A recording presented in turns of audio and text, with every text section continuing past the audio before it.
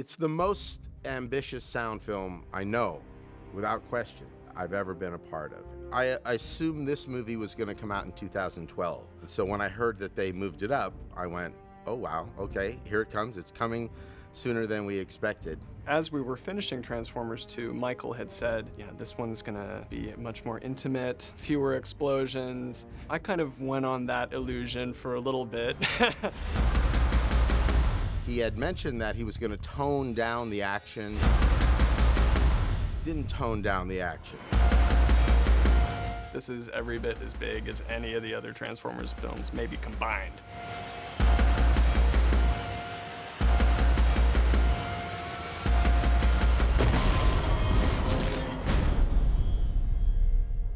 Michael's great in the way that he works with us because he gives us a tremendous amount of freedom. So it's really up to us to sort of react to it and to create what feels right to us. And then we'll take it to him and get him to react. And the great thing about him is that he's very clear about what works for him and what doesn't work. I know him pretty well. I know what he likes. He likes a powerful, bold, dynamic mix, but we really try to stay clean, and clarity is obviously the key here.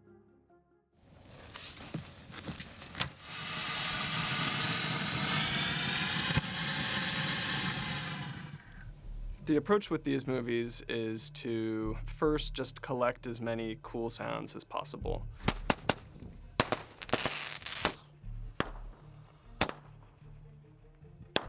We make it a personal challenge to go out and record as much fresh sound as we can. It's inspiring to us to get out into the field and get new material, fresh ingredients.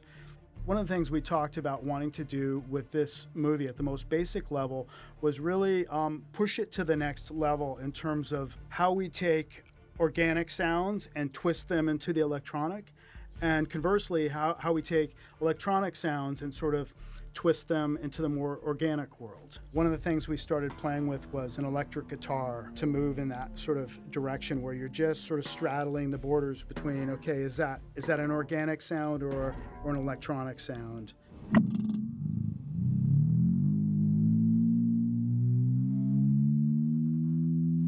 John Marquis performed, maybe an hour or two in 2 separate sessions of guitar licks.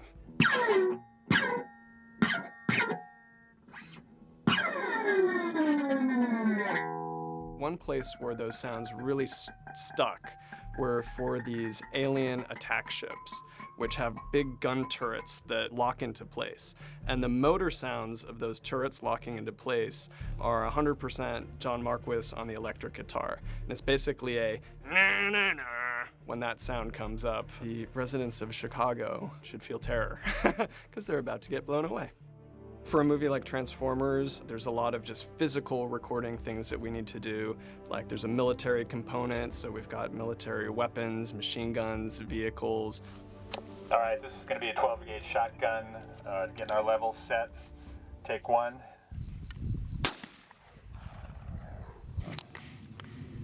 As long as that's not in your way, you're good. I'm good with that.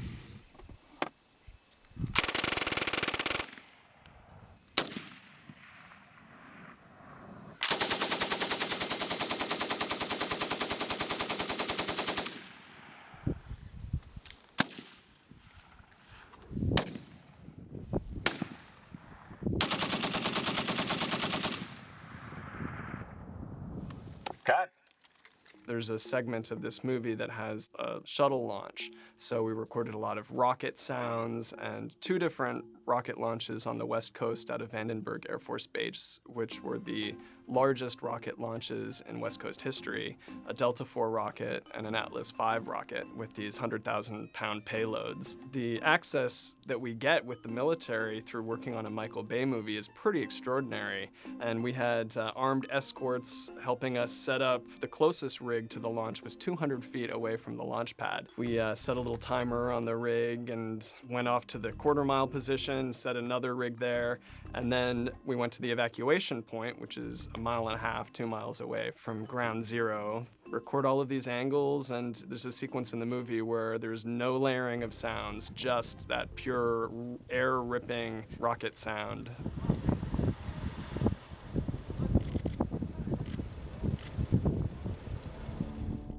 One of the great playgrounds for us in sound is on the Foley stage. So doing what we called wild Foley in the beginning of the process yields some really, really fun sounds. One thing that we played with was dry ice, taking different types of metal and letting those resonate on the dry ice.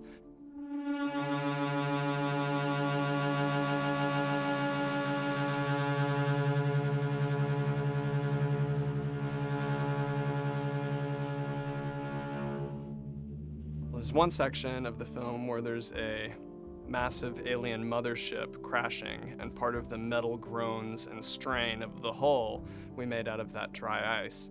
There's one whole sequence where we work with the tempo of the music, and Optimus's guns are playing the 8th notes and the 16th notes and are part of the orchestra. So the music's not just a separate sort of abstract thing playing along with action, but the music and the action are working together. Here we go! Here we go! Keep it tight! Coming around. All right, focus, focus, focus.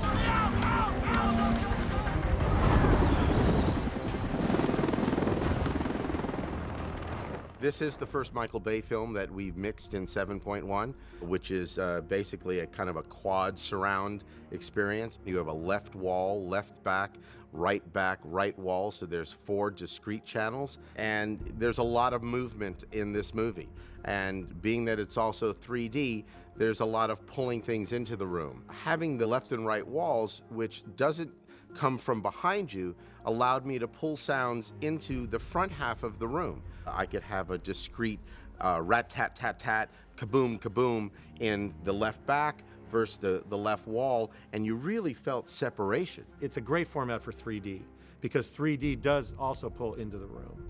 You still do that with 5.1. You have to have 5.1 because theaters out there right now, I don't know the exact numbers, you're looking at 500 that are equipped to play 7.1 and then thousands and thousands that are 5.1. I had a ball with it, and I showed a couple of sequences to Michael early on, and he just commented, God, the surrounds just feel really cool.